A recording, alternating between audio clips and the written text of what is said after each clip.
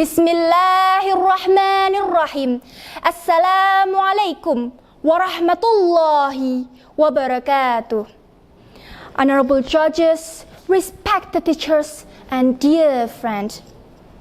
Today, I want to talk about something we face every single day: diversity. We come from different cultures, religions, languages, and backgrounds. But even though we are different, we are part of one big family, Indonesia, and beyond that, the world. These differences are walls to separate us, but bridges to connect us. As the young generation, we're not just the hope of tomorrow. We are the voice of today. And with our voice, we carry a big responsibility to protect, promote, and practice harmony in diversity. We are a resilient and intelligent generation. Resilient is not just about doing well in exams or sport competition. It's also about how we treat one another in the face of differences. When we choose peace over hate, kindness over anger, and understanding over prejudice, that's when we truly build harmony. You see, our differences are not a mistake.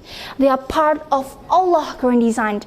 In the Holy Quran, Surah Al-Hujurat, verse 13, Allah says, A'udhu billahi minash shaytanir rajim.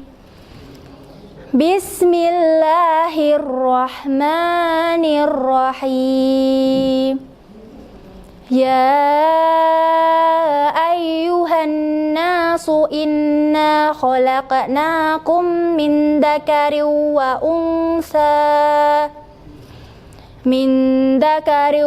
untha wa ja'alnakum syu'uban wa qabaila lita'arafu. Inna akramakum indallahi atqakum. Innallaha alimun habir. Sadaqallahul azim. O mankind, we created you from a male and a female in nation to nation and tribes, so that you might know one another. This verse is just something powerful. Diversity is meant for connection, not division, for mutual respect, not hatred. Diversity is not a problem, it is a gift.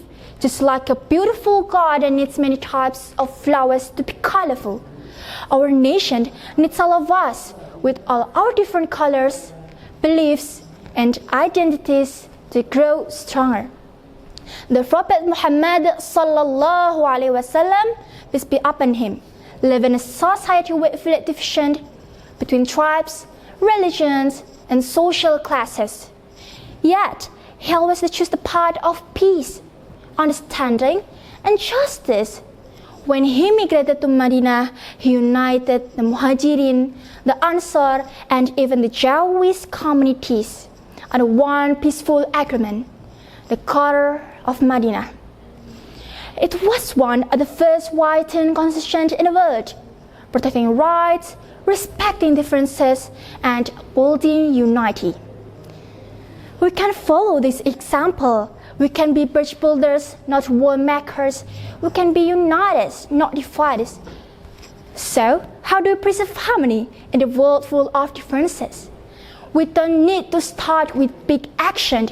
Even small things matter, like respecting friends who pray differently than we do, speaking kindly to someone who speaks another language, avoiding hate speech both offline and online, listening before judging, helping friends from other backgrounds feel included. At school, for example, we can invite classmates from different cultures to join our groups, make friends with anyone, and provide worship opportunities for friends of other religions. As digital natives, we spend hours online. What we post, share, and comment can either spread love or hate. Let us use social media to promote tolerance, kindness, and education, not bullying, mocking, or judging. In a time when fake news and online hate comment, being respectful on the internet is just as important as being respectful in real life.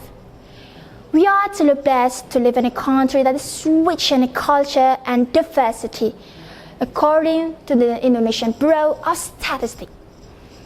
Over 1,300 ethnic groups, more than 700 regional languages, and 6 official religions recognized by the state. So many differences, yet we remain united under one beautiful motto: Bhinneka Tunggal Ika, unity in diversity. Let us be the generation that brings people together, not apart. Let us be the reason why others still believe in peace. Let us show the world that the future is bright because it is led by people who choose respect, compassion, and unity. Let us never forget, together we are stronger, together we are better, together we are unstoppable. Thank you for listening. Wassalamualaikum warahmatullahi wabarakatuh.